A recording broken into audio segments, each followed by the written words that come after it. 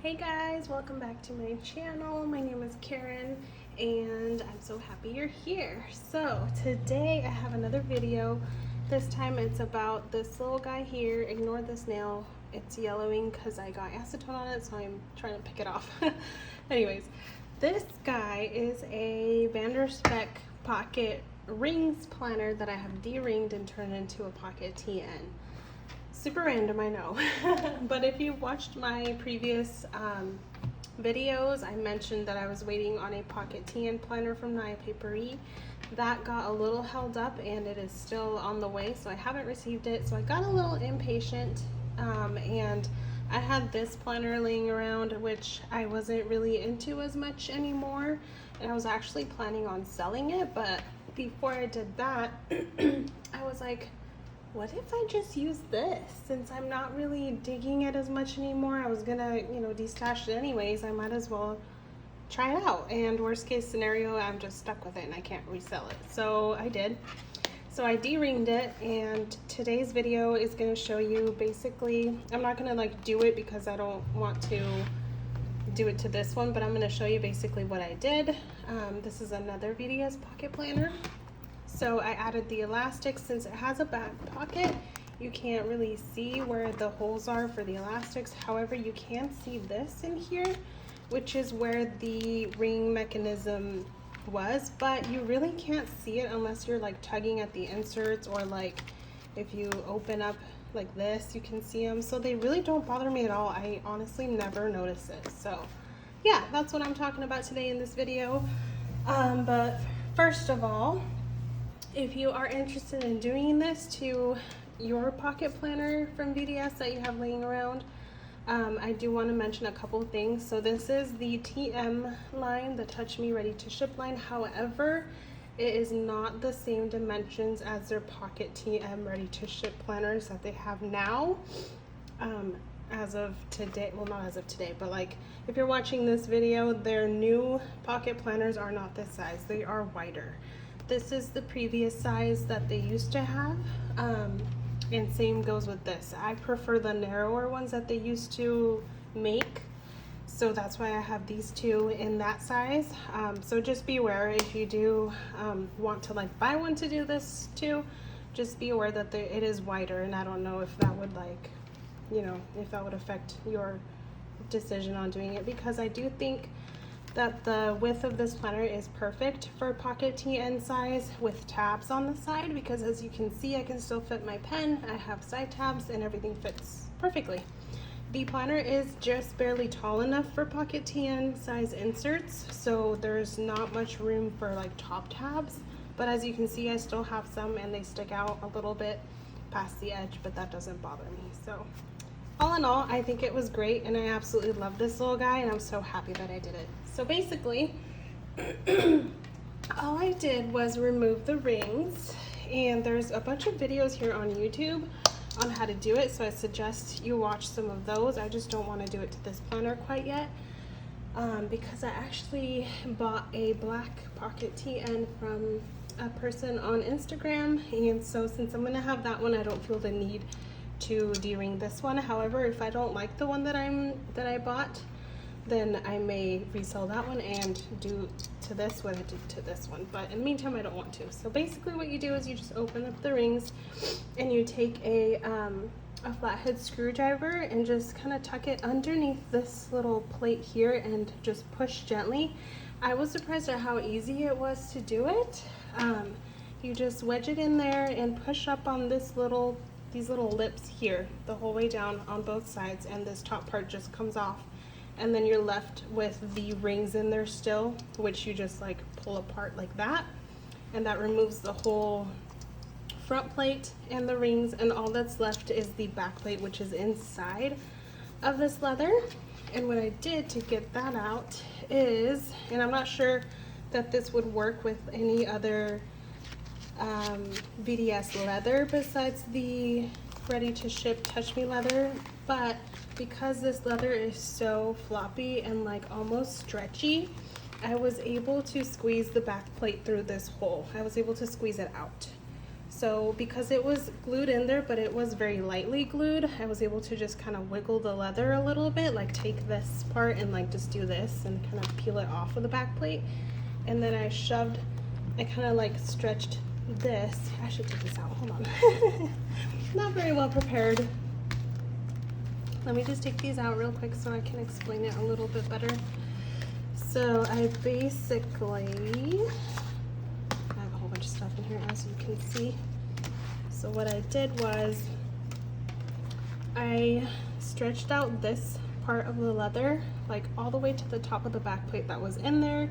And I got it over the top of it and just took out the whole back plate through this hole. So it was actually pretty easy, and I was scared that I was gonna tear it, but it didn't because this leather is so like pliable. Again, I'm not sure if that would work with any other leathers from VDS. Just these are just so floppy and pliable that it was perfect. So then what I did was I took, hang on, let me grab it. So I went to Walmart a while ago and bought this guy. I forget the real name of this tool. It came with a couple more pieces, but this is the only piece that I used. It's to make a hole in like materials like leather. There's still some, you can see in there, there's a piece of the leather still stuck in there. There we go. So what I did was, since the back plate was here in the middle and there's these cuts here, I kind of used those as my guide to center the 3 holes. But I just made 3 holes, as you can see, right next to each other, right at the very top, right before that, the stitching right there. I obviously didn't want to make the holes into the stitching. And same thing on the bottom. This one, you can see here, I went a little too far down. But either way, it still works because it's not in the way of the stitching. And I made sure to, because the way this little guy works is you put it on there, you know, wherever you want to make the hole, and then you take a mallet. I didn't have a mallet, I just used this super old nasty hammer and hammered it down, and it makes a perfect circle hole in the leather. But what I did was I put something inside the back pocket so that it wouldn't like go through and make a hole over here. So I made those holes on the top and the bottom. This elastic I got from Walmart. It's just your basic elastic. And I just measured, I can actually show you. So this is what it looks like. The rest of it's all tangled. There we go. So I basically just took the length of, or the height of the planner times 5. So there's like 1, 2, 3, 4, 5, and then I just cut it there, and you just feed it through. It was a little, I will admit, it was a little hard feeding it through the bottom ones because they're way down there, and I didn't have like, I don't sew, so I don't have like a sewing needle or anything that could help get this through. But I mean, this elastic is pretty, you know, it's not super floppy. So all I did was like crank this guy open, and I used a flashlight to be able to see in there, and I just fed it through the holes. So I could try to explain how to string it, but there's a bunch of videos on YouTube too on how to string a TN. And that's all I did. I just tied it, and I love the end result. Again, I'm sorry I wasn't able to actually do this on camera and do like a proper tutorial. However, if I do end up doing it to this black pocket planner, then I will definitely do a video of the whole process. But like I said, I want to wait and see what the one I bought looks like before I destroy that one. Not that you destroy it, but you know. Technically, I could just put in new rings if I wanted to use this as a pocket ring planner again, but then of course the holes kind of can't get rid of those. So yeah, so then I just put in my inserts. These are little black notebooks with Tomoe River paper, Tomoe, I don't know how to pronounce it, from Paper Penguin Co. that I got in pocket TN size. I got a few of those, and then I also got some of these insert covers that are clear and have pockets. They're meant to be used as covers, but they don't fit. As you can see, like they're just like the size, the height of a pocket TN insert, so I couldn't actually fit these black cover cardstock covers into the vinyl cover. So I'm just using these more as like a deco holder pocket thingy like this, as you can see, and just layering them over my inserts. And yeah, I love it so much. This setup is not quite complete. I'm kind of just winging it and kind of just decorating it as I go.